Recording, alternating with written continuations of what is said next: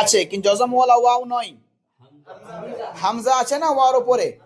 হ্যাঁ, যখন উপর এবং নিচু অক্ষর থাকে তখন নিচেকার অক্ষরটা বাদ চলে যায়, উপরকার অক্ষরটাকে পড়তে হবে, অর্থাৎ হামজাটাকে পড়তে হবে।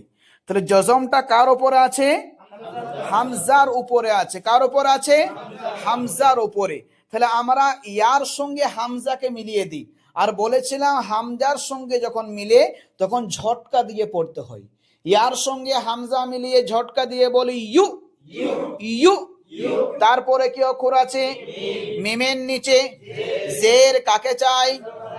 জজমওয়ালা ইয়া আছে, টান না তাড়াতাড়ি, তাড়াতাড়ি বলি মি, ইউ মি।